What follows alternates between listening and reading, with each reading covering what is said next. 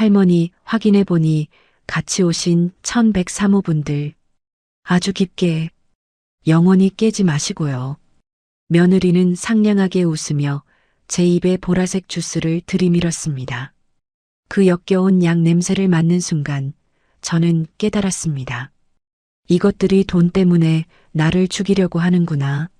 저는 몽롱한 척 연기하며 그 독이 든 주스를 받아 마시는 신용을 했습니다. 그리고 그들이 잠든 제 머리맡에서 이제 끝났다며 희희낙낙할 때 저는 다짐을 했습니다. 그래, 갈 때까지 가보자. 하지만 그들은 몰랐습니다. 보라색 독배를 삼킨 줄 알았던 어미가 그 한 모금으로 너희 목줄을 쥐게 될 줄은요. 그럼 제가 어떻게 갚아줬는지 들어보시겠습니까? 사연 시작 전 오늘의 이야기 편안히 들으시고 마음에 드시면 구독, 좋아요로 인사 남겨주세요. 오늘의 사연 시작합니다. 챕터 1 그들이 떠난 방 그리고 복대 속의 비밀. 태국 파타야의 아침 햇살이 커튼 틈으로 칼날처럼 비집고 들어왔어요. 눈을 떴을 때 가장 먼저 느껴진 건 낯선 천장이 아니었습니다. 가슴을 짓누르는 듯한 무거운 침묵이었죠. 에어컨 돌아가는 웅웅 소리만 낮게 깔린 방 안이었어요. 저는 침대에서 몸을 일으키려다 휘청거렸습니다. 머리가 깨질 듯이 아프고 속이 메스꺼웠죠. 마치 독한 술을 마시고 필름이 끊긴 다음 날 같았어요. 지훈아? 미진아? 목이 바싹 말라 갈라진 소리가 나왔습니다.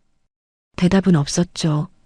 욕실 문은 활짝 열려 있었고 바닥에 물기 하나 없이 건조했어요.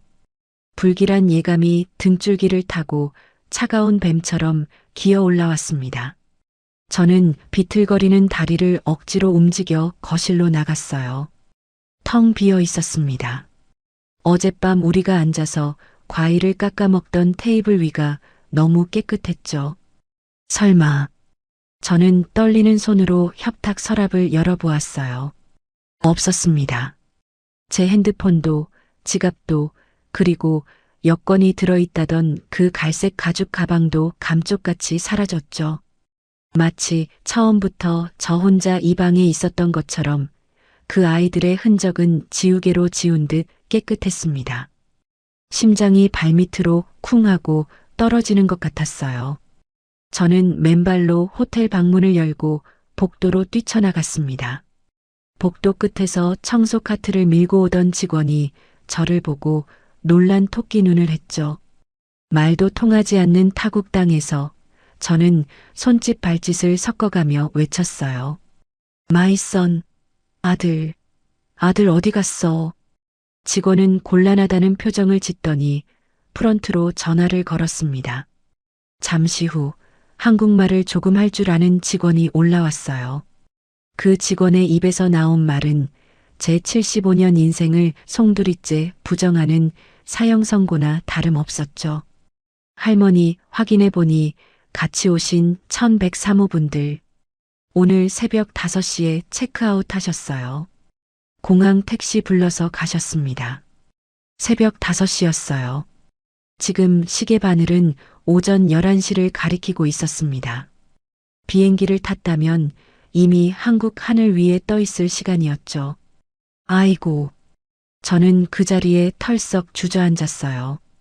직원이 놀라서 부축하려 했지만 저는 손을 내저었습니다. 바닥에 차가운 냉기가 엉덩이를 타고 올라와 심장까지 얼어붙게 했죠. 버리고 갔구나 싶었습니다. 설마 했는데 진짜로 늙은 어미를 이 말도 안 통하는 남의 나라에 쓰레기처럼 버리고 갔어요. 눈물이 왈칵 쏟아질 것 같았습니다. 당장이라도 바닥을 치며 통곡하고 싶었죠. 하지만 저는 입술을 피가 나도록 꽉 깨물었어요. 여기서 울면 지는 거야. 그놈들이 원하는 대로 국제 미아가 되어 객사하는 꼴을 보여줄 수는 없었죠. 저는 주저앉은 채로 입고 있던 헐렁한 냉장고 바지 안쪽으로 손을 넣었어요. 허리에 단단히 메어둔 복대였습니다. 지퍼를 여는 손끝이 파르르 떨렸죠. 지익. 거친 지퍼 소리와 함께 복대 안에서 묵직한 물건들이 손에 잡혔어요. 빳빳한 현금 뭉치, 보조 배터리에 연결된 예비 핸드폰이었습니다. 그리고 가장 중요한 것, 진짜 제 여권이었죠. 놈들이 훔쳐간 가방에 들어있던 건 유효기간이 3년이나 지난 구멍 뚫린 여권이었어요. 어제 공항 화장실에서 제가 몰래 바꿔치기에 둔 것을 그 멍청한 것들은 꿈에도 몰랐습니다. 이제야 퍼즐이 딱 맞아떨어졌죠. 내 이럴 줄 알았다. 썩을 놈들. 천벌을 받을 놈들. 저는 복대에서 진짜 여권을 꺼내 가슴에 품었어요. 서러움 대신 뜨거운 분노가 화산처럼 치밀어 올랐습니다. 내 놈들이 나를 버린 게 아니라 내가 너희를 버리는 것이다. 그렇게 생각했죠. 지금부터는 전쟁이었어요. 저는 벽을 잡고 간신히 일어섰습니다. 거울 속에 비친 제 모습은 헝클어진 머리에 초라한 행색이었죠. 하지만 눈빛만은 형형하게 살아있었어요. 저는 직원에게 택시를 불러달라고 요청했습니다. 공항으로 가야 했죠. 가서 가장 빠른 한국행 비행기를 타야 했어요. 택시 뒷좌석에 몸을 실었을 때 차창 밖으로 야자수들이 휙휙 지나갔습니다. 그 풍경을 보며 저는 생각했죠. 대체 어디서부터 잘못된 걸까 싶었어요. 아니, 언제부터 그놈들이 괴물이 되어버린 걸까요? 제 이름은 김말순, 올해로 75이고 제가 사는 곳은 서울의 마포구 시끌벅적한 번화가 뒷골목입니다. 저는 이름 대신 떡볶이 할머니로 불립니다. 헐렁한 몸빼 바지에 기름때 쩐 앞치마, 그게 제 전투복이지요. 30살 젊은 과부 시절부터 30년이 넘도록 저는 비가 오나 눈이 오나 이 뜨거운 철판 앞을 지켰습니다. 손등은 나무 껍질처럼 거칠어졌고 온몸에선 지워지지 않는 멸치 육수 냄새가 납니다. 하지만 부끄럽지 않았습니다. 그 냄새나는 돈으로 아들놈 대학 보내고 장가 보냈으니까요. 제 등 뒤에 서 있는 저 50억짜리 건물도 오직 떡볶이 국물 팔아 한 푼, 두 푼 모아 올린 겁니다. 그런데 말입니다. 제 목숨줄 같은 아들놈이 그러더군요. 엄마 때문에 창피해서 살 수가 없다고요. 제 땀 냄새는 역겨워하면서 그 땀으로 일군 50억짜리 건물에는 침을 질질 흘리는 게 제 자식놈이었습니다. 급기야는 멀쩡한 어미를 치매로 몰아 태국 호텔방에 버리고 도망까지 쳤습니다. 하지만 놈들은 실수했습니다. 30년을 길바닥에서 살아남은 제가 그렇게 순순히 당하고만 있을 줄 알았다면 큰 오산입니다. 2달 전 서울의 한 번화가 뒷골목이었어요. 매콤하고 달짝지근한 떡볶이 냄새가 골목을 가득 채우고 있었습니다. 철판 위에서는 새빨간 떡볶이가 보글보글 끓고 있었고 저는 익숙한 손놀림으로 어묵 국물을 떠내고 있었죠. 이모, 여기 순대 1인분만 더 줘요. 네, 금방 나가요. 허리 한번 제대로 펴지 못하고 일한 지 벌써 30년이었어요.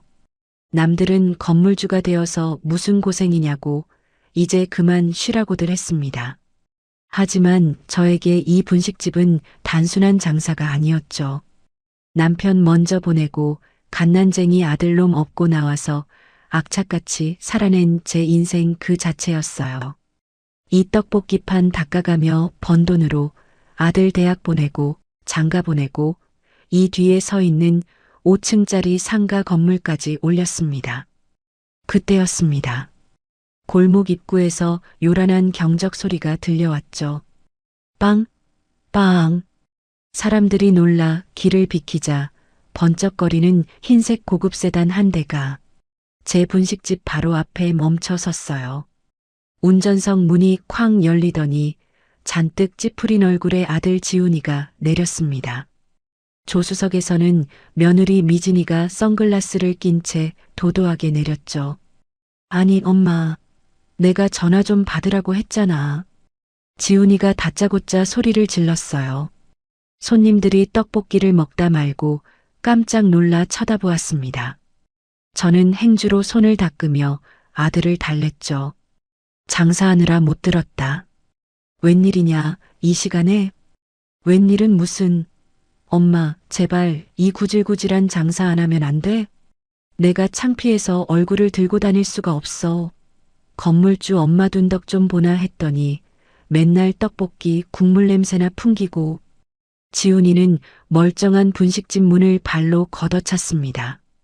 철렁하고 국자 걸린 통이 요란한 소리를 내며 흔들렸죠.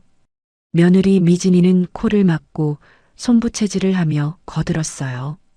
어머님, 정말 너무하세요. 그이 친구들이 뭐라고 하는 줄 아세요? 돈독 올라서 노인네 학대한다고 수군거린다고요. 저희 체면 좀 생각해 주시면 안 돼요? 기가 막혔어요.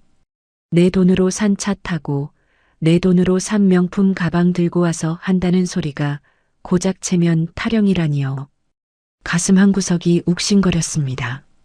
하지만 그때까지만 해도 저는 몰랐죠.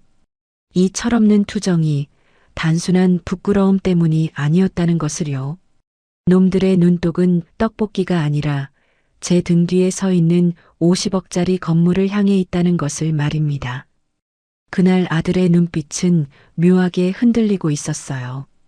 마치 벼랑 끝에 몰린 짐승처럼 보였죠. 챕터 2 평온한 일상에 스며든 독. 그러니까 내 말은 쪽팔리게 여기서 이러지 말고 도장만 찍어달라고. 지훈이는 들고 있던 서류 봉투를 떡볶이 판 옆에 신경질적으로 내동댕이 쳤어요. 철판 위에서 끓고 있던 빨간 떡볶이 국물이 튀어 흰 봉투에 얼룩덜룩 묻었습니다. 방금 도착해 분식집을 걷어차던 기세 그대로 아들은 주변 시선 따위는 아랑곳하지 않고 고래고래 소리를 질렀죠. 너 또 사업한다고 깝죽거리는 거냐? 지난번에 말아먹은 게 얼마인데 또 대출이야. 저는 행주를 쥔 손을 부들부들 떨며 봉투를 집어들었어요. 기름때 묻은 손으로 봉투를 열자 담보대출 동의서라는 굵은 글씨가 제 눈을 찔렀습니다. 기가 막혔죠.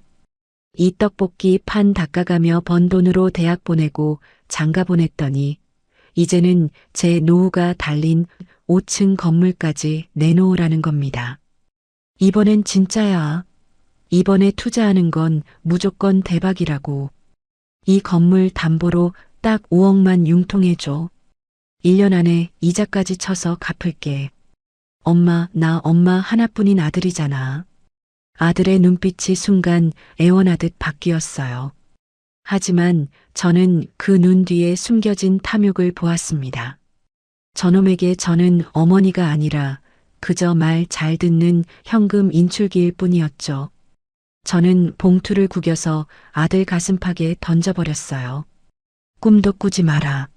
내 눈에 흙이 들어가기 전엔 절대 안 된다.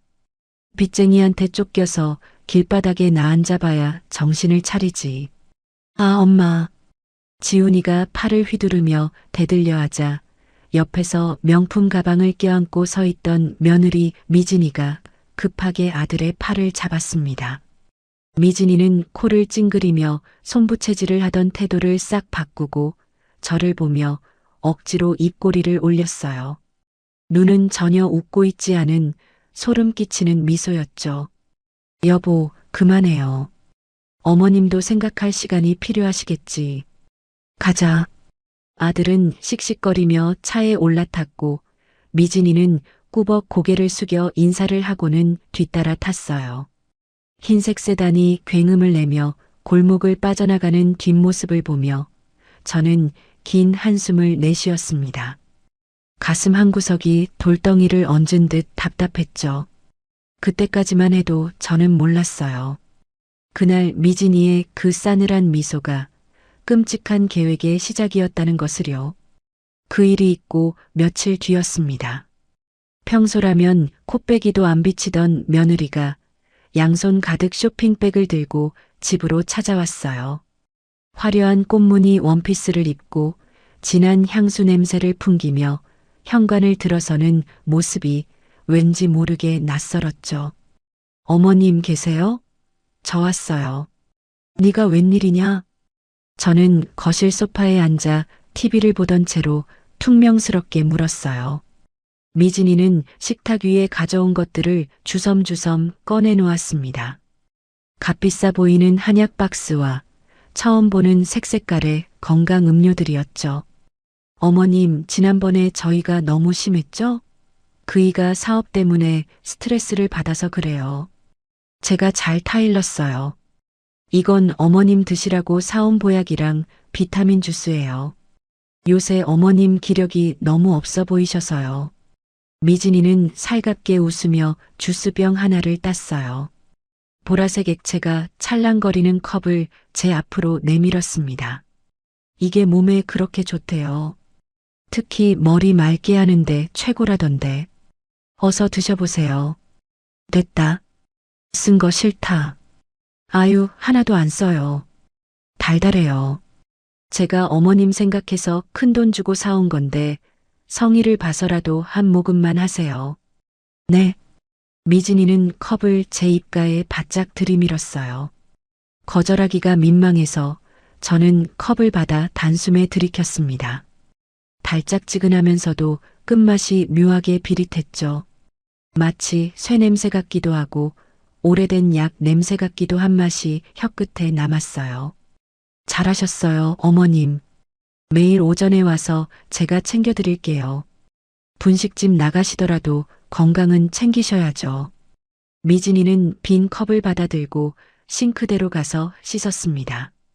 등을 돌리고 선 며느리의 어깨가 미세하게 들썩이는 것 같았죠.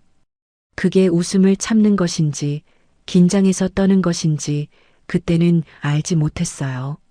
문제는 그 주스를 마신 다음 날부터 시작되었습니다. 평소처럼 새벽 5시에 눈을 떴는데 세상이 핑 돌았어요. 천장이 빙글빙글 돌고 바닥이 울렁거려 침대에서 내려오다가 그만 엉덩방아를 찍고 말았습니다. 아이고, 내 머리야. 단순히 빈혈인가 싶어 대수롭지 않게 넘겼어요. 하지만 증상은 점점 심해졌습니다. 분식집에서 떡볶이 양념을 만드는데 고추장과 설탕 비율이 도무지 생각나지 않았죠. 30년을 눈 감고도 만들던 양념인데 머릿속이 하얀 백지장처럼 텅 비어버린 것 같았어요. 이모, 여기 오뎅 국물 좀 더 줘요. 손님이 소리치는 소리가 물속에서 듣는 것처럼 웅웅거렸습니다. 저는 국자를 들고 멍하니 서 있다가 손님이 제 앞까지 와서 어깨를 흔들고 나서야 정신을 차렸죠. 아줌마, 왜 그래요? 어디 아파요? 아, 아니에요. 미안해요. 잠깐 딴 생각하느라. 손이 파르르 떨려서 국물을 그릇에 담는 것조차 힘들었어요. 결국 그날은 일찍 장사를 접고 집으로 들어와야 했습니다. 몸이 물먹은 솜처럼 무거웠죠. 그렇게 일주일이 지났을 무렵 결정적인 사건이 터졌습니다. 저녁 장사를 준비하려고 멸치 육수를 불에 올려놓고 잠깐 방에 들어가 옷을 갈아입는다는 게 그만 깜빡 잠이 들고 만 거예요. 얼마나 잤을까 싶었죠. 매캐한 냄새가 코를 찔러 눈을 번쩍 떴습니다. 불이야. 부엌으로 뛰쳐나가 보니 냄비는 이미 새까맣게 타서 연기를 내뿜고 있었고 가스불은 시뻘겋게 타오르고 있었어요. 심장이 덜컥 내려앉았습니다. 허둥지둥 가스 밸브를 잠그고 창문을 열어 환기를 시켰죠. 온 집안이 탄 냄새로 진동했어요. 손발이 사시나무 떨리듯 덜덜 떨렸습니다. 내가 왜 이러지 싶었죠. 평생 가스 불 한 번 실수한 적 없던 나인데 말이에요. 그때 현관문 비밀번호 누르는 소리가 들리더니 미진이와 지훈이가 들어왔습니다. 탄 냄새를 맡은 두 사람의 표정이 순식간에 일그러졌죠. 엄마, 이게 무슨 냄새야? 집 태워 먹을 작정이야? 지훈이가 코를 막으며 소리쳤어요. 미진이는 새까맣게 탄 냄비를 보더니 과장되게 눈을 동그랗게 뜨며 입을 틀어막았습니다. 어머 세상에. 어머님, 가스 불 켜놓은 거 잊으셨어요? 저번에는 현관문도 활짝 열어두고 주무시더니. 내가 현관문을 열어뒀다고? 저는 금시초문이었어요. 분명히 잠그고 잤는데 제 기억이 흐릿하니 반박할 수가 없었습니다. 미진이는 걱정스러운 표정으로 제 팔을 잡으며 말했죠. 어머님, 요즘 이상해요. 자꾸 깜빡깜빡하시고 길 가다가도 멍하니 서 계시고. 혹시 검사 한번 받아보셔야 하는 거 아니에요? 검사라니? 무슨 검사? 치매요, 어머님. 노인성 치매 초기 증상 같아요. 치매. 그 단어를 듣는 순간 가슴이 쿵 하고 내려앉았어요. 노인들이 가장 두려워하는 병, 내 기억을 잃고 나 자신을 잃어버리는 병이었죠. 설마 내가 아직 75인데? 그런 생각이 머리를 때렸습니다. 매일 떡볶이 판 닦으며 셈을 하는 내가 치매라고요? 하지만 방금 냄비를 태워 먹은 건 사실이었어요. 어제 가게 비밀번호가 기억나지 않아 한참을 서성거렸던 것도 사실이었습니다. 저는 두려움에 휩싸여 아무 말도 할 수가 없었죠. 그런 저를 보며 지훈이가 한숨을 푹 쉬며 말했어요. 큰일이네. 엄마 이 상태로 혼자 두면 위험해서 안 되겠어. 미진아, 요양원 좀 알아봐야 하는 거 아니냐? 여보, 무슨 소리야. 어머님을 어떻게 요양원에 보내. 일단 우리가 더 자주 와서 챙겨드려야지. 미진이는 아들을 나무라는 척하며 저를 감싸 안았습니다. 따뜻한 척하는 그 손길이 사실은 뱀이 먹이를 조이는 것 같은 느낌이라는 걸 그때는 몰랐죠. 저는 그저 내가 정말 망령이 든 건가 싶어 서러움에 눈물만 뚝뚝 흘렸어요. 내가 왜 이러는지 모르겠다. 저는 부엌 바닥에 주저앉아 엉엉 울었습니다. 미진이는 제 등을 토닥이며 아들과 눈짓을 교환했죠. 그때 제가 고개를 들어 거울을 봤더라면 미진이의 입가에 걸린 싸늘한 비웃음을 볼 수 있었을 거예요. 그날 밤 저는 방문을 걸어 잠그고 뜬 눈으로 밤을 지새웠습니다. 불안감이 스멀스멀 피어올랐죠. 정말 내가 병이 든 걸까? 그런 생각이 머리를 갉아먹었어요. 그런데 왜 며느리가 주는 그 주스를 마신 날이면 유독 정신이 몽롱해지는 걸까요? 다음 날 아침 여느 때처럼 미진이가 찾아왔습니다. 손에는 또 그 보라색 주스가 들려 있었죠. 어머님, 어제 많이 놀라셨죠? 이거 드시고 기운 차리세요. 제가 특별히 더 진하게 다려왔어요. 미진이는 싱글벙글 웃으며 컵을 내밀었어요. 저는 컵을 받아들고 빤히 바라보았습니다. 보랏빛 액체 위로 제 얼굴이 비쳤죠. 순간 며칠 전 아들이 했던 말이 떠올랐습니다. 엄마 이 상태로 혼자 두면 위험해서 안 되겠어. 그리고 미진이가 부엌에서 설거지하며 아들에게 속삭이던 목소리가 환청처럼 들려왔어요. 어머님 요양원 가시면 이 집 리모델링부터 싹 다시 하자. 냄새나는 헌 가구 다 갖다 버리고. 손끝이 차갑게 식어갔습니다. 저는 떨리는 손으로 컵을 입에 가져다 댔어요. 미진이의 시선이 제 목을대에 꽂히는 게 느껴졌죠. 마시나 안 마시나 감시하는 저 집요한 눈빛이었습니다.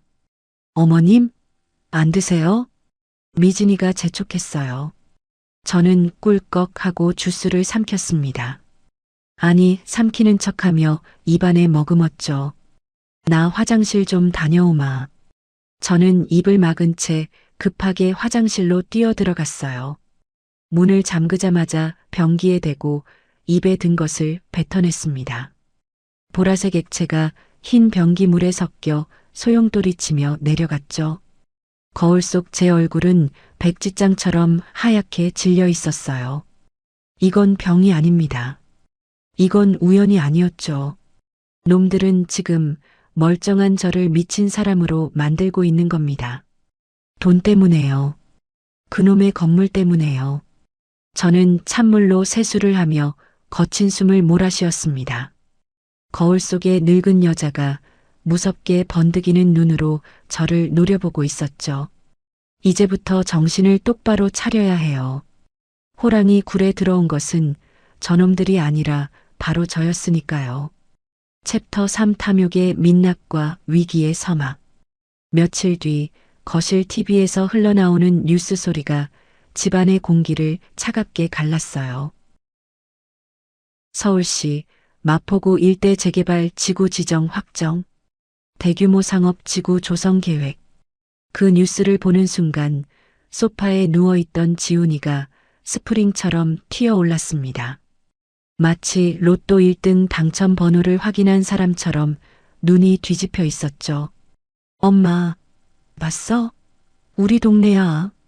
우리 건물 있는 그 골목이 재개발된다고. 지훈이는 제 어깨를 잡고 거칠게 흔들었어요. 침까지 튀기며 흥분한 아들의 얼굴은 탐욕으로 번들거리고 있었습니다. 그 모습이 어찌나 흉한지 저는 속이 울렁거려 고개를 돌려버렸죠. 그래 뭐 땅값 좀 오르겠구나. 제가 덤덤하게 대꾸하자 지훈이는 답답하다는 듯 가슴을 쳤습니다. 땅값 좀 오르는 정도가 아니지. 이건 벼락부자 되는 거야. 엄마, 지금이 기회야. 재개발 확정됐으니까 증여세니 뭐니 복잡해지기 전에 명의부터 나한테 넘겨. 내가 알아서 싹 처리하고 엄마는 편하게 모실게. 명의를 넘기라니? 너 그게 무슨 소리냐? 아, 엄마 치매 기운도 있는데 복잡한 거 신경 쓰다가 더 나빠지면 어떡해? 세금 폭탄 맞기 전에 아들이 관리하겠다는 거잖아. 본색을 드러낸 겁니다. 치매 환자 취급을 하는 것도 요양원 이야기를 꺼낸 것도 결국은 이 건물을 꿀꺽 삼키기 위한 밑밥이었어요. 저는 짐짓 멍한 표정을 지으며 고개를 저었습니다. 아이고 머리야. 난 모른다. 내 건물은 내가 죽으면 그때 가져가라. 엄마, 진짜 나 죽는 꼴 보고 싶어서 그래. 나 사실 사채 썼어. 이번 달까지 5억 못 막으면 나 진짜 어디 끌려가서 죽을지도 모른다고. 지훈이는 갑자기 무릎을 꿇고 제 바짓가랑이를 잡으며 매달렸습니다. 거짓 눈물을 짜내며 징징거리는 꼴이 가관이었죠. 30년 전 시장 바닥에서 껌 팔던 앵벌이도 저것보다는 연기를 잘했을 겁니다. 그때 부엌에서 과일을 깎던 며느리 미진이가 칼을 탁 내려놓고 다가왔어요. 미진이는 지훈이의 등짝을 때리는 신용을 하며 저를 보며 웃었습니다. 여보, 어머님 놀라시게 왜 그래? 빚은 어떻게든 우리가 해결해보자. 어머님, 너무 걱정 마세요. 얘가 요즘 신경이 예민해서 그래요. 미진이는 깎아놓은 배 한 조각을 제 입에 넣어주며 말을 이었습니다. 안 그래도 어머님 기분 전환도 할 겸 여행이나 다녀오시는 거 어때요? 저랑 그이가 어머님 모시고 해외여행 한번 제대로 다녀오려고요. 효도 관광시켜 드릴게요. 해외 여행? 네, 태국이요. 날씨도 따뜻하고 마사지도 받고 맛있는 것도 먹고 오면 어머님 머리 아프신 것도 싹 나을 거예요. 우리 가족끼리 오붓하게, 네. 미진이의 눈이 초승달처럼 휘어졌어요. 하지만 저는 그 웃음 뒤에 숨겨진 서늘한 냉기를 느꼈습니다. 돈 내놓으라고 난리치던 놈들이 갑자기 효도 관광이라니 앞뒤가 안 맞지 않습니까? 분명 무슨 꿍꿍이가 있는 게 틀림없었죠. 하지만 저는 알겠다고 고개를 끄덕였어요. 호랑이를 잡으려면 호랑이 굴로 들어가야 하는 법입니다.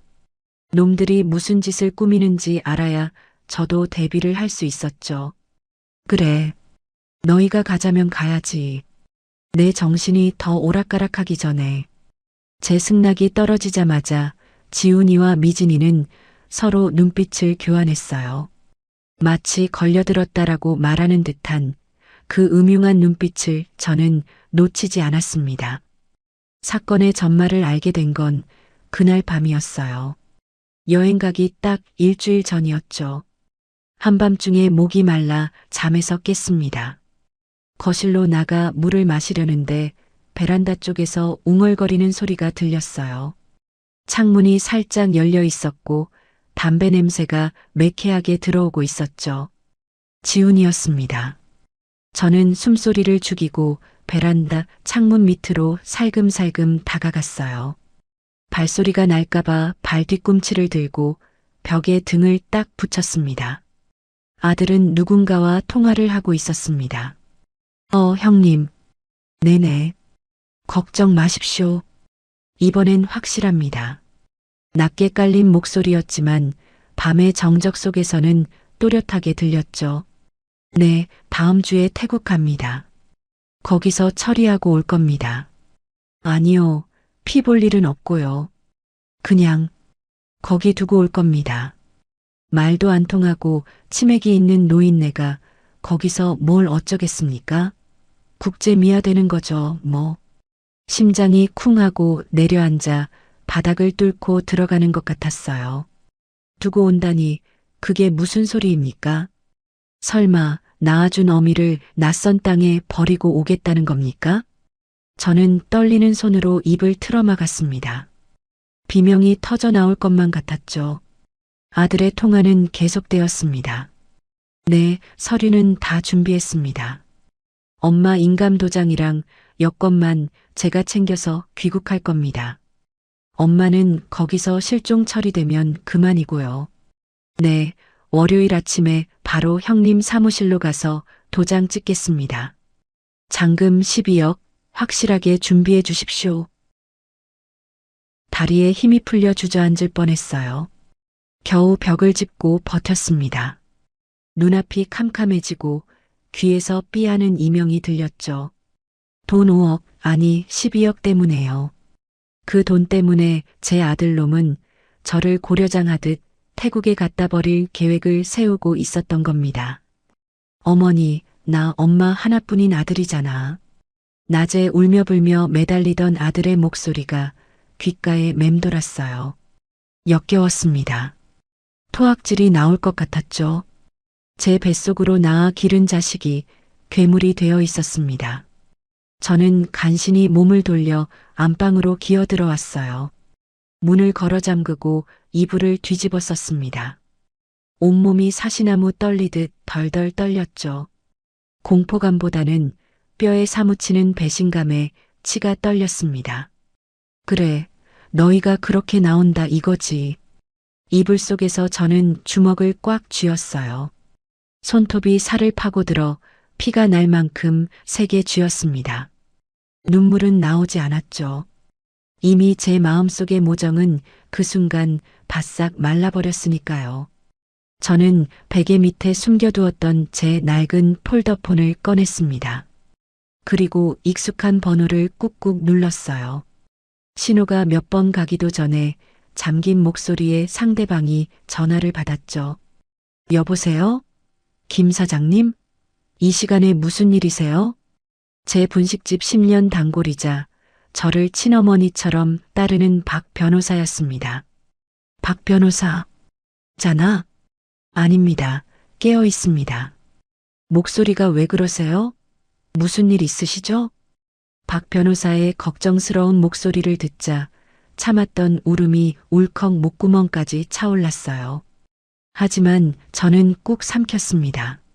지금은 울 때가 아니었죠. 내일 아침 일찍 아무도 모르게 자네 사무실로 좀 가야겠네. 네, 사무실로요? 네, 알겠습니다만. 갑자기 왜? 저는 어둠 속에서 번득이는 눈으로 창밖을 노려보며 낮게 의졸였습니다. 건물을 팔아야겠어. 아주 급하게. 네, 건물을요? 아니, 사장님 평생 목숨처럼 아끼시던 건물을 왜? 자세한 건 만나서 이야기하세. 그리고 나를 좀 도와줘야겠어. 내 아들놈이 나를 죽이려고 하거든. 수화기 너머에서 박 변호사가 숨을 들이키는 소리가 들렸어요. 저는 전화를 끊고 핸드폰을 다시 베개 깊숙이 찔러 넣었습니다. 창밖에는 여전히 아들의 낮은 통화 소리가 벌레 소리처럼 웅웅거리고 있었죠. 밤은 길었습니다. 하지만 제 머릿속은 그 어느 때보다 차갑고 맑게 깨어나고 있었어요. 이제부터는 전쟁이었습니다. 피도 눈물도 없는 진짜 전쟁 말입니다. 챕터 4 건물을 팔아버리다. 다음 날 아침 저는 평소보다 일찍 일어났어요. 부엌으로 나가 밥솥 취사 버튼을 누르는 척하다가 현관문을 열고 슬그머니 밖으로 나갔습니다. 지훈이 부부가 잠에서 깨기 전이어야 했죠. 새벽 공기가 살을 애는 듯 차가웠지만 제 가슴 속에서 타오르는 분노에 비하면 아무것도 아니었어요. 택시를 잡아 타고 도착한 곳은 서초동 법조타운 뒷골목이었습니다. 아직 문도 열지 않은 박 변호사 사무실 앞에서 저는 웅크리고 앉아 그를 기다렸죠. 30분쯤 지났을까 박 변호사가 헐레벌떡 뛰어오는 게 보였어요. 사장님, 아니, 날도 추운데 밖에서 뭐 하세요? 박 변호사는 놀라서 제 손을 잡았습니다. 그의 손은 따뜻했지만 제 손은 이미 시체처럼 차갑게 식어 있었죠. 우리는 사무실 안쪽 창문도 없는 작은 상담실에 마주보고 앉았어요. 저는 밤새 한숨도 자지 못해 퀭한 눈으로 어젯밤 들었던 아들의 통화 내용을 낱낱이 털어놓았습니다. 세상에, 어떻게 자식이 부모한테. 박 변호사는 믿기지 않는다는 듯 입을 다물지 못했어요. 그는 안경을 벗어 책상 위에 탁 내려놓더니 손수건으로 식은 땀을 닦았습니다. 그의 얼굴이 저보다 더 붉게 상기되어 있었죠. 사장님, 이건 단순한 폐륜이 아닙니다. 존속 유기 예비 음모예요. 당장 경찰에 신고하셔야. 아니, 경찰은 안 돼. 저는 단호하게 고개를 저었습니다. 경찰이 개입하면 놈들은 발뺌할 게 뻔했죠. 증거도 없는데 노망난 노인네 헛소리 취급이나 당하겠지요. 무엇보다 그렇게 쉽게 끝낼 수는 없었습니다. 내가 원하는 건 처벌이 아니네. 파멸이야. 그놈들이 평생을 바쳐 원했던 그 돈줄을 내 손으로 끊어버리는 걸 내 눈으로 똑똑히 봐야겠어. 저는 품속에서 꼬깃꼬깃한 등기권리증을 꺼내 책상 위에 올렸어요. 누런 서류 봉투를 보는 박 변호사의 눈이 커졌습니다. 이 건물 당장 팔아주게. 오늘 안으로. 오늘 안으로요? 사장님, 50억짜리 건물을 하루 만에 파는 건 불가능합니다.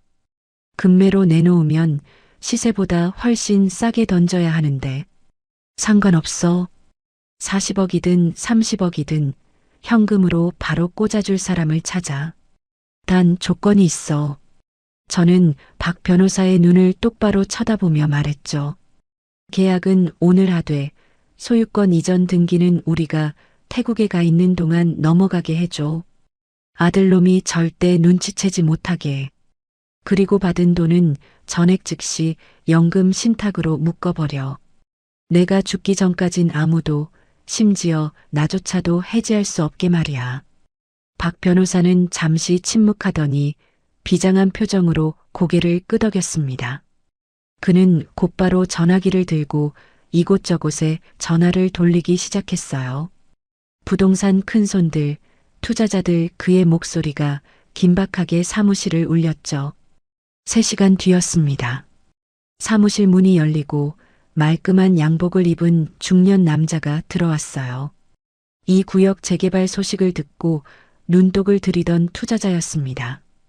그는 시세보다 20%나 싼 가격에 건물을 넘기겠다는 제안을 덥석 물었죠. 정말 이 가격에 넘기시는 겁니까? 나중에 딴소리하기 없으십니다. 남자는 의심스러운 눈초리로 물었습니다. 저는 망설임 없이 인감도장을 꺼냈어요. 그리고 계약서 위에 꾹 눌러 찍었습니다. 꾹. 붉은 인주가 종이 위에 선명하게 찍혔어요. 그 순간 제 가슴 속에서 무언가가 툭 하고 끊어지는 소리가 들렸습니다. 그건 아들에 대한 미련이었죠. 평생 떡볶이 국물 냄새 맡아가며 지켜온 내 분신 같은 건물이 날아가는 순간이었지만 이상하게도 마음은 깃털처럼 가벼웠어요. 잔금은 계약대로 바로 신탁 계좌로 쏘겠습니다. 매수자가 나간 뒤 박 변호사는 제게 통장 하나를 건넸습니다. 방금 개설한 연금 신탁 통장이었죠. 이제 이 돈은 법적으로 철옹성 안에 갇힌 셈입니다. 아들놈이 칼을 들고 협박해도 며느리가 울고불고 매달려도 절대 빼낼 수 없는 내 돈이 된 것이었어요. 고맙네, 박 변호사. 이 은혜는 잊지 않겠네. 사장님, 몸 조심하셔야 합니다. 태국 가셔서 정말 위험할 수도 있어요. 걱정 말게. 호랑이 잡으러 가는 사냥꾼이 겁먹어서야 쓰겠나. 저는 사무실을 나와 집으로 향했어요. 이제 1단계는 끝났습니다. 하지만 가장 중요한 2단계가 남아 있었죠. 놈들을 완벽하게 속이기 위한 미끼를 준비해야 했습니다. 집에 도착하니 점심때가 다 되어 있었어요. 지훈이와 미진이는 거실에서 TV를 보며 낄낄거리고 있었습니다. 제가 들어오자 미진이가 화들짝 놀라며 일어났죠. 어머님, 어디 가셨었어요? 아침부터 안 보이셔서 얼마나 걱정했는데요. 걱정은 무슨, 얼굴에는 귀찮아 죽겠다는 표정이 역력했어요. 저는 짐짓 멍한 표정을 지으며 신발을 벗었습니다. 내가 어디 갔었더라? 아, 그래. 시장에 갔었지. 근데 뭘 사러 갔는지 기억이 안 나네. 저는 머리를 툭툭 치며 연기를 했어요. 지훈이는 혀를 차며 고개를 돌렸습니다. 거봐, 상태 더 심해졌다니까. 빨리 보내버려야지 원. 아들이 작게 중얼거리는 소리를 저는 못 들은 척 방으로 들어갔어요. 안방 문을 잠그고 장롱 깊숙한 곳에 있던 낡은 서류 가방을 꺼냈습니다. 그 안에는 제 인생의 기록들이 담겨 있었죠. 남편 사망 진단서, 아들 대학 졸업장, 그리고 오래된 여권 하나였습니다. 10년 전 칠순 기념으로 친구들과 동남아 여행을 가려다 다리가 부러져 못 갔던 그때 만든 여권이었어요. 유효기간은 이미 3년 전에 끝났고 구멍이 숭숭 뚫려 폐기된 여권이었죠. 저는 그 구여권을 꺼내 들었습니다. 그리고 오늘 아침 구청에서 긴급 발급받은 혹은 미리 갱신해뒀던 빳빳한 새 여권을 꺼내 비교해 보았어요. 겉표지 색깔만 같을 뿐 안을 열어보면 확연히 다릅니다. 하지만 급하게 짐을 챙기고 정신없는 척하면 놈들은 겉모습만 보고 챙길 게 뻔했죠.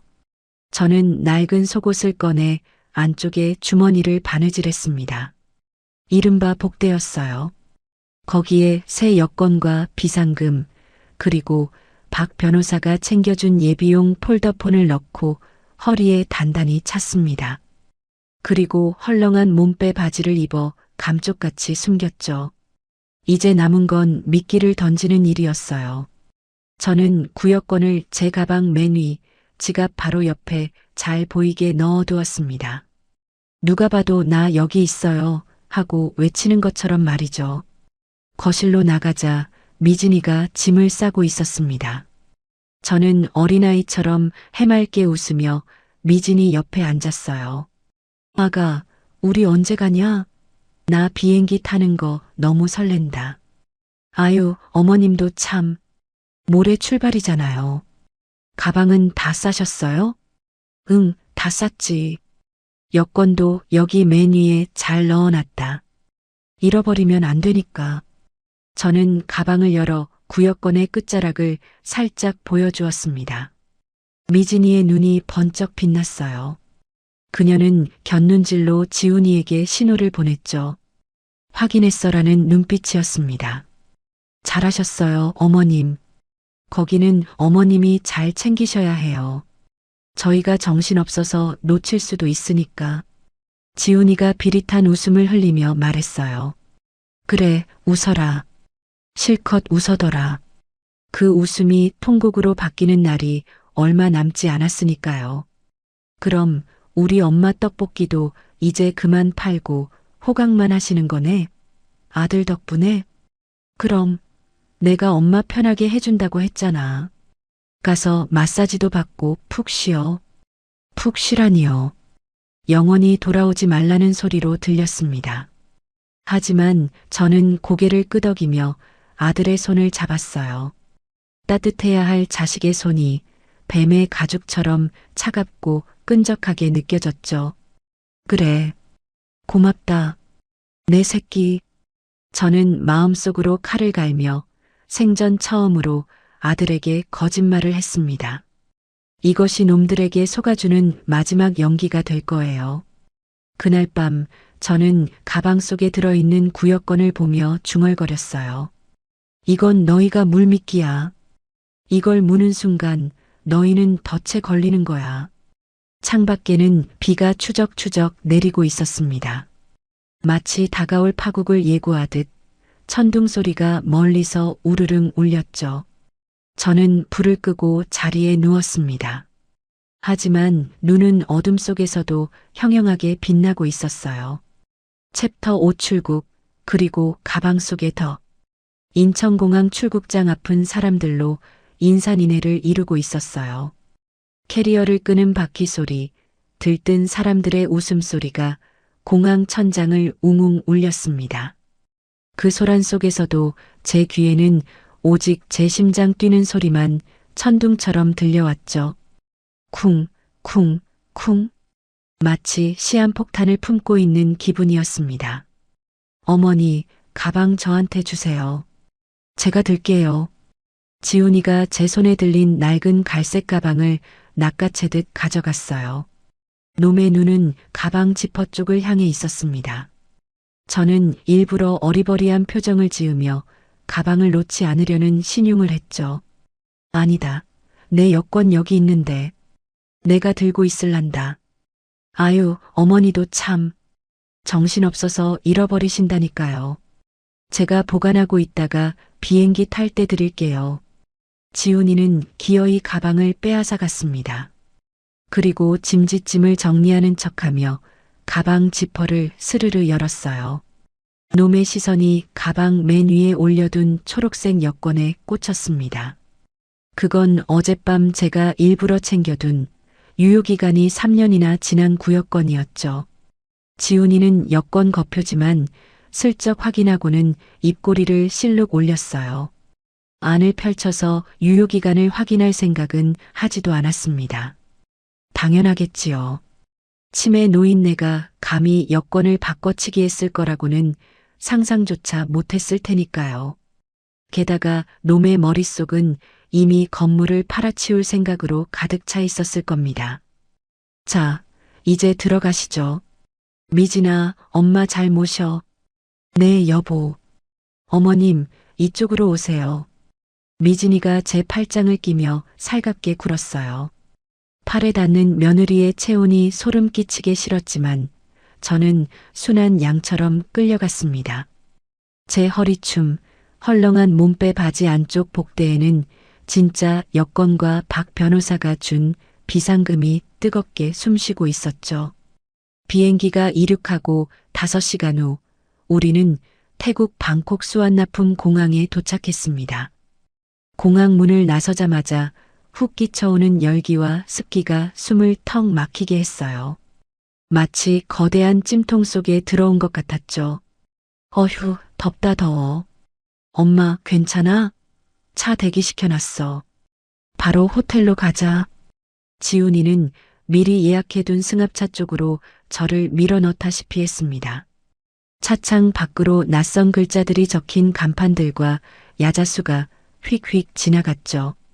화려한 관광지라는데 제 눈에는 그저 저를 가두려는 거대한 감옥처럼 보일 뿐이었습니다.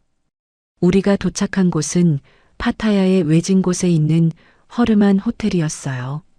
번화가와는 거리가 멀어 밤이 되면 지나가는 사람조차 없을 것 같은 곳이었습니다. 놈들이 장소 하나는 기가 막히게 골랐죠. 버리고 도망가기 딱 좋은 곳이었습니다. 어머님, 피곤하시죠? 짐 풀고 좀 쉬세요. 저녁은 저희가 룸서비스로 시켜드릴게요. 미진이는 제 방 침대에 짐을 풀어주며 말했어요. 방은 좁고 창문 밖은 옆 건물의 벽으로 막혀 있어 답답했습니다. 저는 침대 끝에 걸터 앉아 멍하니 바닥만 내려다보았죠. 정말 여기까지 왔구나 싶었어요. 이제 되돌릴 수 없겠구나. 그런 생각이 들었습니다. 저녁 8시쯤 되었을까 싶었죠. 똑똑, 노크 소리와 함께 미진이가 들어왔습니다. 손에는 쟁반이 들려 있었는데 열대 과일 몇 조각과 문제의 그 보라색 주스가 담긴 유리잔이 놓여 있었어요. 어머님, 식사하시기 전에 이거 먼저 드세요. 비행기 타느라 피곤하셨죠? 이거 드시고 푹 주무셔야 내일 구경도 다니죠. 미진이의 목소리는 꿀을 바른 듯 달콤했어요. 하지만 유리잔을 내미는 손끝이 미세하게 떨리고 있었습니다. 드디어 올 것이 왔죠. 한국에서부터 저를 반쯤 정신 나가게 만들었던 그 약물, 수면제와 신경안정제를 섞은 독배였습니다. 저는 떨리는 손으로 잔을 받아들었어요. 코를 가까이 대자 달큰한 과일 향 속에 숨겨진 그 비릿한 화학 약품 냄새가 훅 올라왔습니다. 미진이는 침대 옆에 서서 제가 마시기를 기다리고 있었죠. 독사처럼 차가운 눈빛으로 말입니다. 어서 드세요, 어머님. 얼음 녹으면 맛없어요. 재촉하는 며느리 앞에서 저는 머리를 굴렸어요. 지금 안 마시면 의심을 살 겁니다. 억지로라도 마시는 척해야 했죠. 그래. 목이 마르던 참이다. 저는 잔을 입에 댔습니다. 차가운 액체가 입안으로 흘러들어왔어요. 역겨운 맛이 혀를 마비시키는 것 같았죠. 저는 꿀꺽 소리를 내며 목골대를 움직였지만 사실은 혀 밑 공간에 주스를 가득 머금었습니다. 그리고 인상을 찌푸리며 기침을 했어요. 콜록, 콜록. 아이고, 사례가 들렸나? 저는 황급히 미리 준비해둔 두툼한 손수건으로 입을 틀어막았습니다.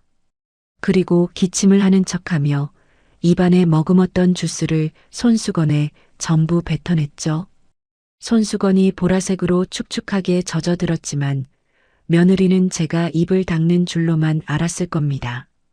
아유, 천천히 드시지 그러셨어요. 괜찮으세요? 미진이가 등을 두드려주는 척하며 빈 잔을 확인했어요. 잔이 비어있는 것을 보자 그녀의 얼굴에 안도의 빛이 스쳐 지나갔습니다. 잘하셨어요. 이제 좀 누우세요. 약 기운 돌면 금방 잠 오실 거예요. 저는 손수건을 꽉 쥐어 주머니에 넣으며 침대에 쓰러지듯 누웠어요. 그리고 몽롱한 눈빛 연기를 시작했습니다. 그래. 갑자기 눈꺼풀이 무겁구나. 너도 가서 쉬어라. 네, 어머님. 푹 주무세요. 미진이는 불을 끄고 나갔습니다. 문이 닫히는 소리가 들리자마자 저는 번쩍 눈을 떴어요. 심장이 미친 듯이 뛰었습니다. 주머니 속에 젖은 손수건이 차갑게 허벅지를 적시고 있었죠. 이게 증거였습니다. 놈들이 나를 약 먹여 죽이려 했다는 결정적인 증거 말이에요. 저는 재빨리 가방에서 지퍼백을 꺼내 젖은 손수건을 밀봉했습니다. 그리고 다시 복대 안 깊숙한 곳에 찔러 넣었어요. 이제 기다림의 시간만이 남았죠. 새벽 2시였습니다. 복도에서 발소리가 들려왔어요. 두 사람의 발소리였죠. 달그락거리며 카드키로 문을 여는 소리가 들렸습니다. 저는 급히 자는 척하며 이불을 머리까지 끌어올렸어요.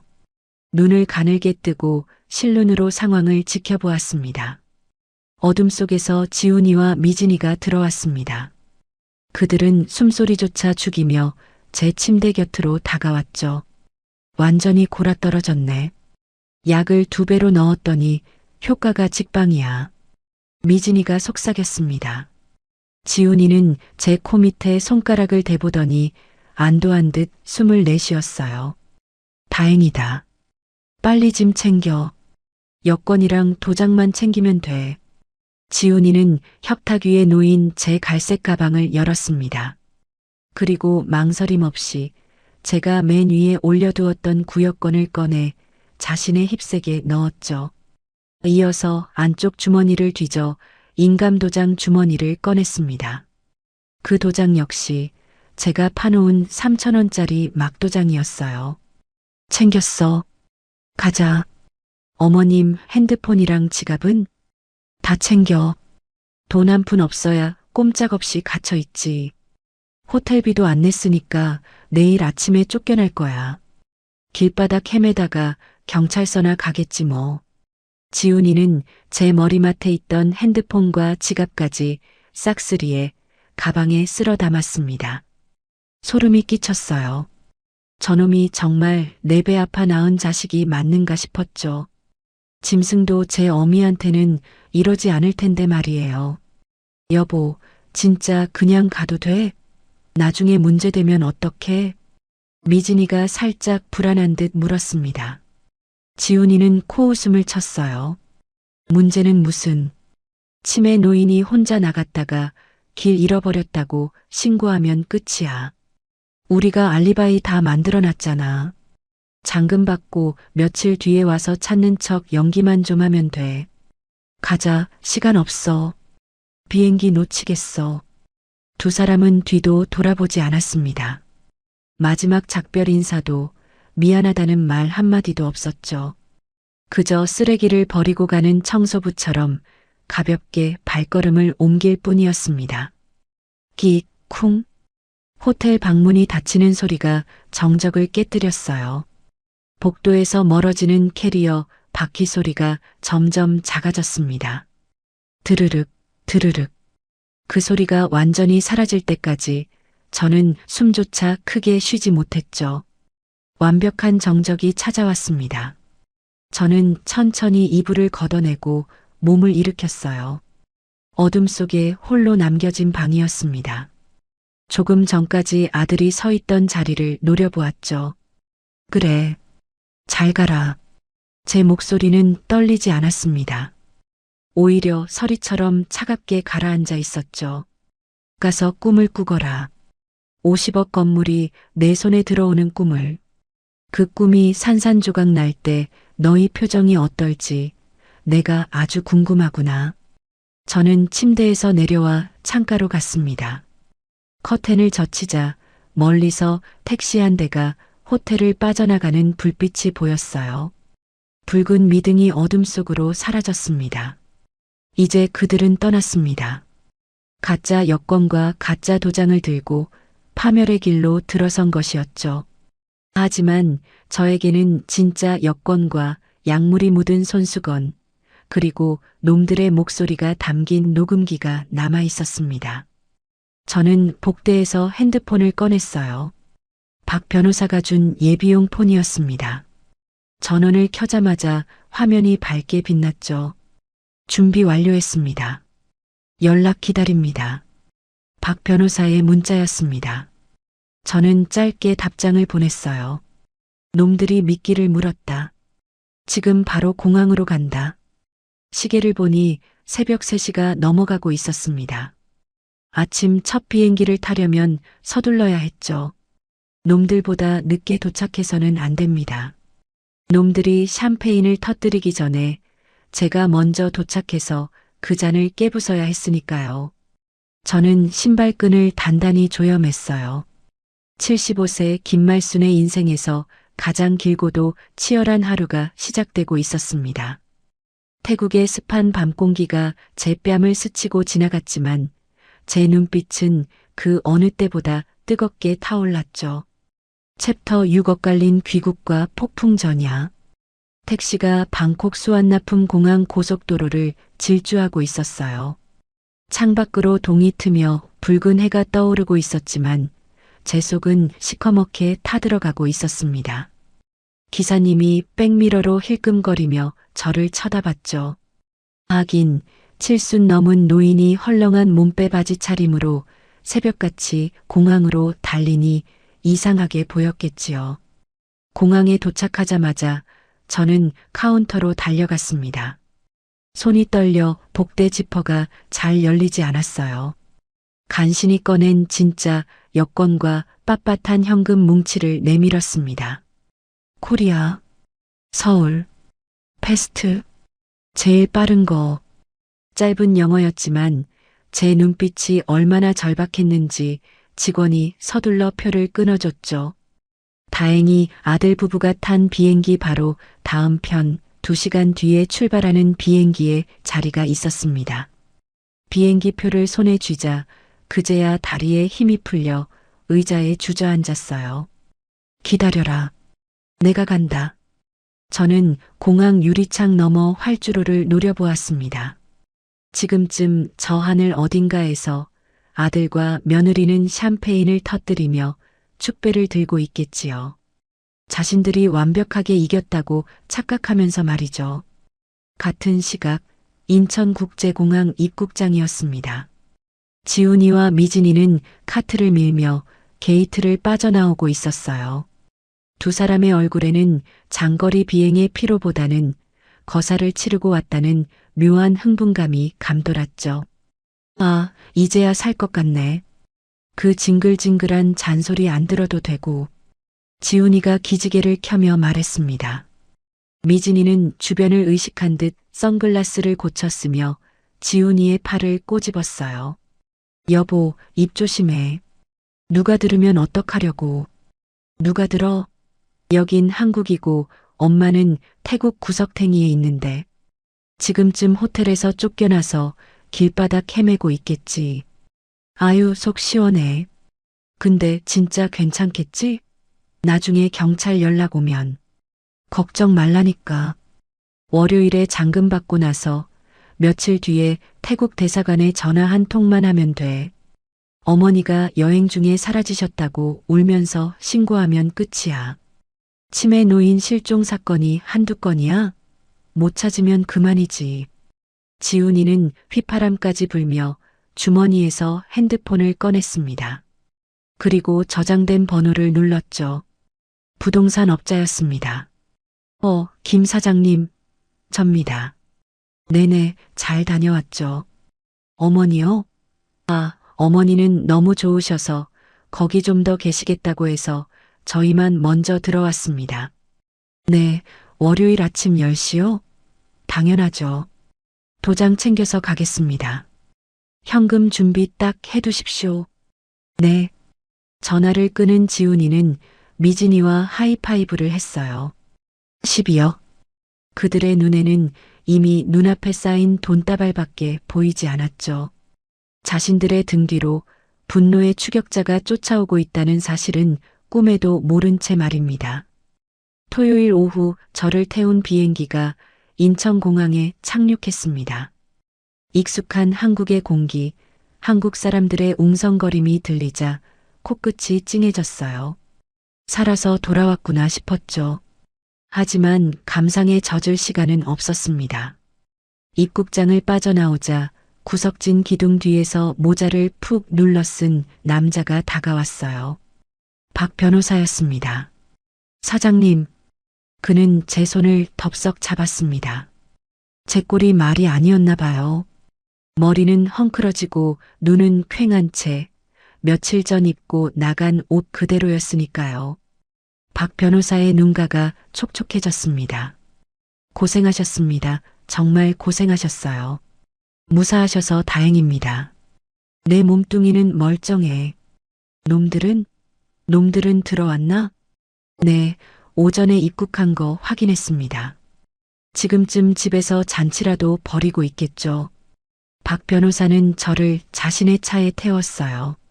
차는 집이 아닌 서울 외곽의 조용한 모텔촌으로 향했습니다. 지금 집에 들어가면 모든 게 수포로 돌아가죠. 월요일 아침 결정적인 순간까지 저는 세상에 없는 사람이어야 했습니다. 박 변호사가 미리 잡아둔 방은 작지만 깨끗했어요. 그는 편의점에서 사온 도시락과 물을 내려놓으며 말했습니다. 여기서 딱 이틀만 숨어 계세요. 핸드폰도 켜지 마시고요. 놈들이 위치 추적할 수도 있습니다. 알겠네. 등기는? 건물 등기는 어떻게 됐나? 제가 가장 궁금했던 것을 물었습니다. 박 변호사는 씩 웃으며 서류 가방에서 따끈따끈한 서류 한 장을 꺼냈죠. 등기사항 전부 증명서였습니다. 소유주란에는 제 이름 대신 낯선 신탁회사의 이름이 선명하게 박혀 있었어요. 어제부로 처리 끝났습니다. 이제 그 건물은 법적으로 사장님 개인 소유가 아닙니다. 아드님이 훔쳐간 도장으로 백날 계약서를 써봤자 휴지 조각이나 다름없습니다. 휴, 다행이다. 정말 다행이야. 저는 그제야 긴장이 풀려 침대에 쓰러지듯 앉았어요. 손에 쥔 종이 한 장이 50억짜리 방패처럼 든든하게 느껴졌죠. 일요일은 폭풍 전야처럼 조용하게 흘러갔습니다. 저는 좁은 모텔방에 갇혀 창밖의 빗소리만 듣고 있었어요. TV도 켜지 않았죠. 그저 복대에서 꺼낸 증거물들을 보고 또 보았습니다. 보라색 얼룩이 묻은 손수건, 놈들의 패륜적인 대화가 담긴 녹음기. 이것들이 제 무기였어요. 한편 그 시각 지훈이네 집 풍경은 가관이었습니다.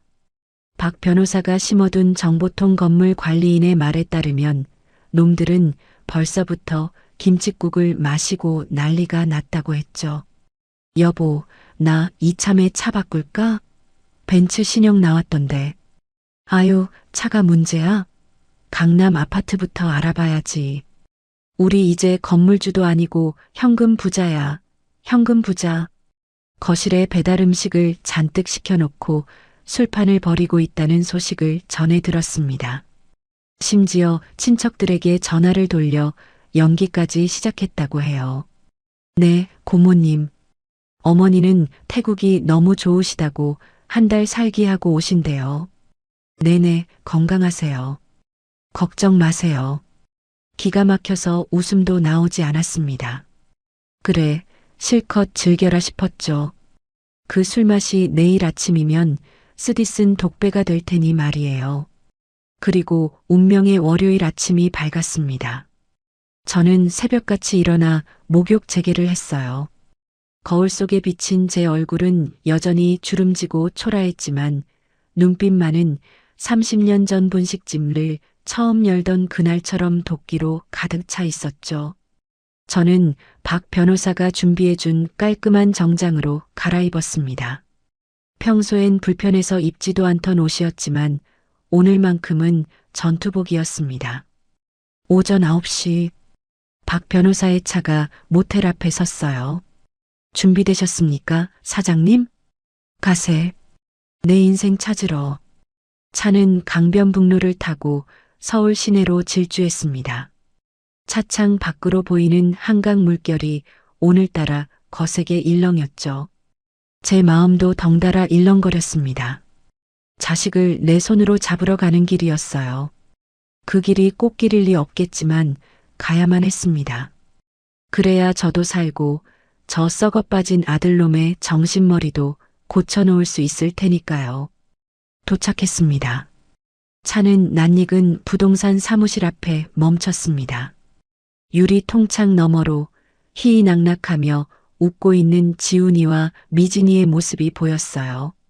맞은편에는 돈 가방을 든 매수자가 앉아 있었고 책상 위에는 붉은 인주와 계약서가 놓여 있었죠. 아들이 품에서 무언가를 꺼냈습니다. 제 낡은 가방에서 훔쳐간 그 가짜 도장이었어요. 아들의 손이 계약서를 향해 내려가는 순간이었습니다. 들어가시죠. 박 변호사가 차 문을 열어주었어요. 저는 깊은 숨을 들이마셨습니다. 폐부 깊숙이 차가운 공기가 들어왔죠. 뚜벅, 뚜벅. 구두 굽소리가 아스팔트 바닥을 울렸습니다. 이제 쇼타임입니다. 부동산 사무실 유리문 손잡이를 잡았어요. 차가운 금속의 감촉이 손바닥을 찔렀죠. 저는 망설임 없이 문을 활짝 열어젖혔습니다. 딸랑. 경쾌한 종소리가 사무실의 정적을 깨뜨렸어요. 모든 시선이 문 쪽으로 쏠렸습니다. 도장을 찍으려던 아들의 손이 공중에서 딱 멈췄죠. 그리고 놈의 눈동자가 마치 귀신이라도 본 것처럼 하얗게 뒤집히는 것을 저는 똑똑히 보았습니다. 챕터 7 월요일 아침의 참교육. 부동산 사무실 안의 공기는 팽팽하게 당겨진 고무줄 같았어요. 책상 위에는 수십 장의 계약서가 부채처럼 펼쳐져 있었고 그 옆에는 붉은 인주통이 뚜껑이 열린 채 입을 벌리고 있었습니다. 자, 여기에 도장 찍으시면 됩니다. 잔금 12억은 확인하셨죠? 부동산 사장님이 손가락으로 계약서 하단을 짚었습니다. 지훈이는 침을 꼴깍 삼키며 고개를 끄덕였죠. 놈의 손에는 제 가방에서 훔쳐간 그 낡은 도장 주머니가 들려 있었습니다. 손이 어찌나 떨리는지 도장집을 벗기는데 한참이 걸렸어요. 흥분 때문인지 일말의 죄책감 때문인지 알 수는 없었지만 아마 전자였겠지요. 여보, 빨리 찍어. 사장님 기다리시잖아. 미진이가 옆에서 아들의 팔꿈치를 툭 쳤습니다. 그녀의 시선은 맞은편 매수자가 올려둔 두툼한 수표 봉투에 고정되어 있었죠. 마치 굶주린 하이에나가 고깃덩어리를 보는 눈빛이었습니다. 알았어. 지훈이가 도장에 인주를 듬뿍 묻혔어요. 그리고 계약서 위로 손을 가져갔습니다. 저 도장만 찍히면 제 30년 인생이 헐값에 팔려나가는 순간이었죠. 쾅! 그때였습니다. 제가 사무실 문을 부서져라 열어젖힌 것은요. 유리문이 벽에 부딪히며 요란한 소리를 냈습니다. 사무실 안에 있던 네 사람의 시선이 동시에 저에게 꽂혔죠. 그 손 당장 치워라. 제 목소리가 사무실을 쩌렁쩌렁 울렸습니다. 도장을 찍으려던 지훈이의 손이 공중에서 얼어붙었어요. 저를 확인한 지훈이의 눈동자가 지진이라도 난 듯 흔들렸습니다. 얼굴색이 순식간에 흑빛으로 변해가더군요. 엄마. 옆에 있던 미진이는 들고 있던 명품 가방을 바닥에 떨어뜨렸습니다. 툭! 무거운 가방 떨어지는 소리가 정적을 깼죠. 그녀의 입이 붕어처럼 뻐끔거렸습니다. 어머님이. 어떻게 여기에? 왜?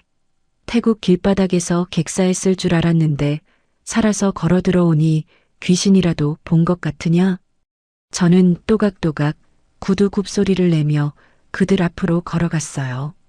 박 변호사와 건장한 체격의 김 형사가 제 뒤를 따랐습니다.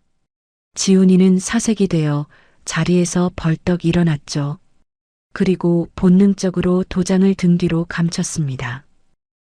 아니 엄마. 그게 무슨 소리야. 우리가 엄마 찾으려고 얼마나 고생했는데 엄마가 갑자기 호텔에서 사라져서. 닥쳐라. 저는 아들의 뺨을 후려갈겼습니다. 짝! 살과 살이 부딪히는 파열음이 날카롭게 터졌죠. 제 손바닥이 얼얼할 정도로 센 일격이었습니다. 지훈이는 고개가 돌아간 채 멍하니 저를 쳐다봤어요. 어디서 그 더러운 입을 놀려. 나를 찾으려고 고생을 해? 비행기 타고 도망치듯 빠져나가는 걸 내 두 눈으로 똑똑히 봤는데. 이보세요.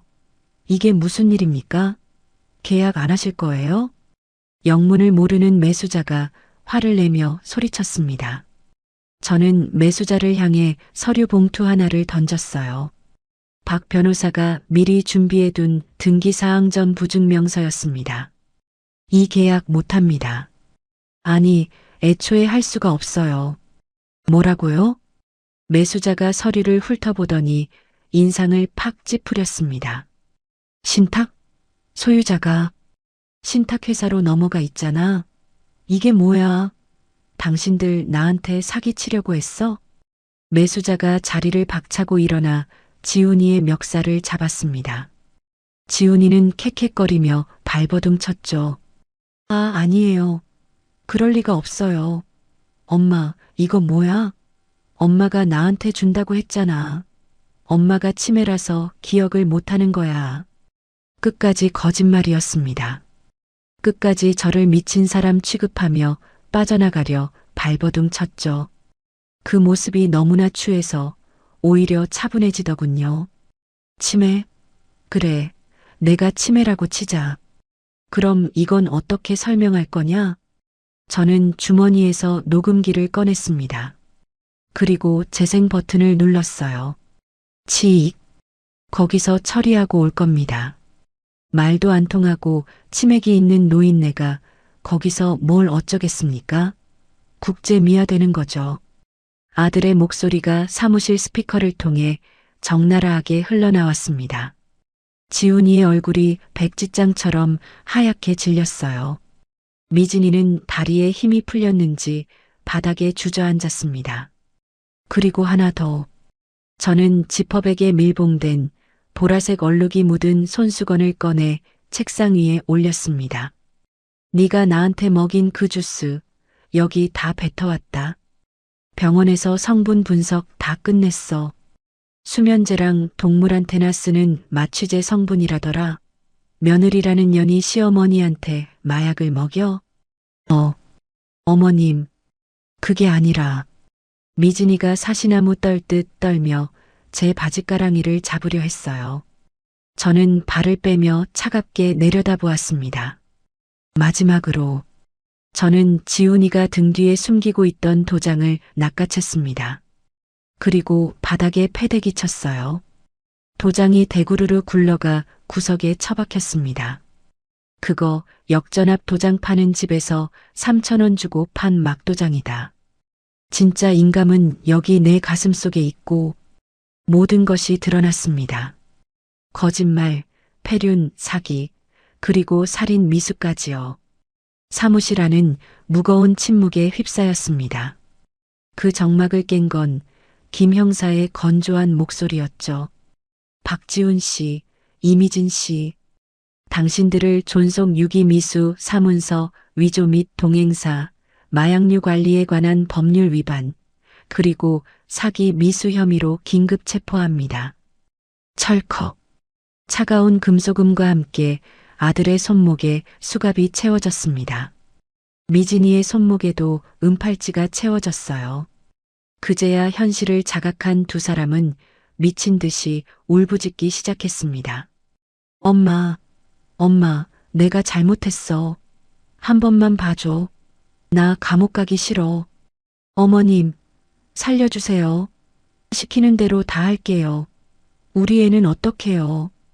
지훈이는 무릎을 꿇고 머리를 바닥에 찌으며 빌었습니다. 조금 전까지 12억을 꿈꾸며 희희덕거리던 그 얼굴은 온데간데였고 콧물과 눈물로 뒤범벅이 된 추악한 얼굴만 남아 있었죠. 저는 그들을 내려다보았습니다. 가슴이 찢어질 듯 아팠어요. 차라리 내가 정말 치매여서 이 모든 게 꿈이었으면 좋겠다는 생각도 들었습니다. 하지만 저는 이를 악물었죠. 여기서 마음이 약해지면 남은 제 인생도 저 구렁텅이로 빨려 들어갈 뿐입니다. 봐달라고? 살려달라고? 저는 떨리는 목소리로 하지만 또렷하게 말했습니다. 내가 태국 호텔방에서 눈을 떴을 때 나는 이미 죽었다. 너희 엄마 김말수는 그 방에서 죽고 없어. 여기 서 있는 사람은 건물주 김 사장일 뿐이다. 엄마, 내 이름 부르지 마라. 징그러우니까. 저는 뒤돌아섰어요. 김 형사와 다른 형사들이 두 사람을 양쪽에서 붙잡아 끌고 나갔습니다. 질질 끌려가면서도 놈들은 끝까지 제 이름을 부르며 절규했죠. 그 처절한 비명소리가 부동산 사무실 밖으로 멀어질 때까지 저는 한 발자국도 움직이지 않았습니다. 사장님, 괜찮으십니까? 박 변호사가 조용히 다가와 제 어깨를 감싸주었습니다. 그 따뜻한 온기가 닿자 팽팽하게 당겨져 있던 긴장의 끈이 툭 하고 끊어졌어요. 다리에 힘이 풀려 그대로 바닥에 주저앉았습니다. 으흐흑, 으흑. 참았던 눈물이 댐이 터지듯 쏟아져 나왔습니다. 통쾌할 줄 알았습니다. 속이 시원할 줄 알았죠. 그런데 가슴 한가운데가 뻥 뚫린 것처럼 시리고 아팠습니다. 내 배 아파 낳은 자식을 내 손으로 감옥에 보낸 어미의 심정을 누가 알겠습니까? 저는 바닥을 치며 통곡했어요. 부동산 사장님도 매수자도 박 변호사도 아무 말 없이 고개를 숙이고 있었습니다. 유리창 밖으로는 여전히 무심한 햇살이 쏟아지고 있었지만 제 마음속에는 장대비가 내리고 있었죠. 그렇게 한참을 저는 짐승처럼 울부짖었습니다. 이것이 제 핏줄과의 마지막이었습니다. 잔인하고도 슬픈 나의 전쟁은 그렇게 끝이 났습니다. 챕터 8 분식집로 돌아온 일상, 그리고 진짜 엔딩. 탕, 탕, 탕. 판사의 의사봉 소리가 법정의 무거운 공기를 갈랐어요. 그 건조하고 딱딱한 소리가 제 인생의 한 챕터를 닫는 마침표처럼 느껴졌습니다. 피고인 박지훈에게 징역 5년, 피고인 이미진에게 징역 3년을 선고한다. 또한 피고석에 선 아들과 며느리는 고개를 푹 숙이고 있었습니다. 푸른 수의를 입은 아들의 어깨가 흐느낌으로 들썩거렸죠. 하지만 저는 그 뒷모습을 보며 눈물 흘리지 않았습니다. 지난 6개월간의 긴 재판 동안 저는 이미 흘릴 눈물을 다 쏟아버렸으니까요. 이제 제 눈에 남은 건 메마른 모래바람 같은 씁쓸함 뿐이었습니다. 재판이 끝나고 법원 문을 나섰어요. 가을 하늘이 눈이 시리도록 파랗게 펼쳐져 있었습니다. 숨을 크게 들이마셨죠. 가슴속에 얹혀있던 채증이 쑥 내려가는 기분이었습니다. 비로소 저는 자유가 되었습니다. 사장님, 고생 많으셨습니다. 박 변호사가 제 옆에서 깊이 허리를 숙였습니다. 그의 손에는 두툼한 서류 봉투가 들려 있었죠. 제 재산과 관련된 마지막 정리 서류였습니다. 그래, 자네가 고생했지. 밥이나 먹으러 가세. 우리는 법원 앞 설렁탕집에 마주 앉았습니다. 뜨끈한 국물이 들어가자 얼어붙었던 속이 조금씩 풀리는 것 같았어요. 박 변호사가 조심스럽게 서류를 꺼냈습니다. 건물 매각 대금은 말씀하신 대로 처리했습니다. 30억은 사장님 명의의 즉시 연금 신탁으로 묶어서 매달 500만 원씩 생활비로 나오게 했습니다. 나머지는 기부처에 잘 전달했고요. 그리고 박 변호사는 잠시 뜸을 들이더니 말을 이었습니다. 아드님 빈말입니다. 채권자들이 난리를 치고 있는데 정말 안 갚아주실 겁니까? 사장님 재산이면 충분히 해결 가능한데요. 저는 숟가락을 딱 내려놓았어요. 국물 위로 기름방울이 파동을 일으켰습니다. 박 변호사. 네. 썩은 니는 뽑아버려야지. 아프다고 놔두면 잇몸까지 다 내려앉는 법이야. 내가 그 빚을 갚아주면 그놈은 감옥에서 나와서 또 빚을 질 거다. 평생 남 탓이나 하면서 살겠지. 그게 자식을 망치는 길이야. 알겠습니다. 명심하겠습니다. 내 재산은 오직 나를 위해서만 쓸 거야. 내 노후, 내 병원비, 내 밥값. 그게 내가 내린 결론이네. 저는 단호하게 말하고 다시 숟가락을 들었습니다. 설렁탕 맛이 유난히 구수했죠. 그로부터 일주일 뒤였습니다. 서울 뒷골목, 익숙한 자리에 다시 분식집 천막이 쳐졌어요. 치익하는 소리와 함께 철판 위에서 떡볶이가 빨갛게 익어가기 시작했습니다. 하얀 김이 모락모락 피어올라 골목을 채웠죠. 할머니, 다시 나오셨네요? 아이고, 사장님, 어디 편찮으신 줄 알았어요. 한참 안 보이셔서. 단골 손님들이 하나둘 모여들어 반가워했습니다. 넥타이 맨 회사원, 교복 입은 학생들, 장바구니 든 아줌마들. 모두가 제 떡볶이를 기다려준 고마운 사람들이었습니다. 아유, 늙은이가 집에만 있으니 좀이 쑤셔서 말이야. 많이들 먹고 가. 저는 익숙한 손놀림으로 떡볶이를 그릇에 듬뿍 담아 건넸습니다. 뜨거운 김서린 앞치마를 두르고 좁은 리어카 안에서 국자를 휘젓는 이 순간이요. 50억 건물주 소리를 들을 때보다 지금이 훨씬 마음 편하고 행복했습니다. 누구의 눈치도 볼 필요 없는 온전한 내 구역이었으니까요. 그때 우체부 아저씨가 오토바이를 멈추고 편지 한 통을 건네주고 갔어요. 발신인은 XX 교도소 박지훈. 아들이 보낸 옥중 편지였습니다. 저는 젖은 손을 앞치마에 쓱쓱 닦고 봉투를 집어들었습니다. 봉투 겉면만 봐도 아들의 필체가 눈에 선했죠. 구구절절 반성한다. 잘못했다. 영치금 좀 넣어달라. 안 봐도 뻔한 내용이겠지요. 저는 잠시 봉투를 만지작거렸습니다. 마음 한구석에서 짠한 연민이 고개를 들려 했어요. 하지만 저는 고개를 세차게 저었습니다. 지금 마음이 약해지면 또다시 먹잇감이 될 뿐입니다. 저는 떡볶이 판 아래 연탄불 아궁이 뚜껑을 열었어요. 시뻘건 불길이 혀를 날름거리고 있었습니다. 망설임 없이 편지 봉투를 불길 속으로 던져 넣었습니다. 활활. 종이는 순식간에 검은재가 되어 사라졌어요. 연기 한 줌이 공중으로 흩어졌습니다. 마치 제 가슴 속에 남아있던 마지막 미련이 날아가는 것 같았죠. 할머니, 떡볶이 1인분 더 주세요. 오냐, 알았다. 튀김도 하나 서비스로 줄게. 저는 다시 국자를 잡았습니다. 손님들의 왁자지껄한 웃음소리가 음악처럼 들려왔어요. 밤하늘에는 달이 휘영청 밝게 떠 있었습니다. 나레이션. 여러분, 자식은 가슴으로 낳아 지갑으로 기른다는 말이 있지요. 하지만 기억하세요. 내 지갑이 비어버리는 순간 가슴으로 낳은 자식도 남이 될 수 있다는 거리요.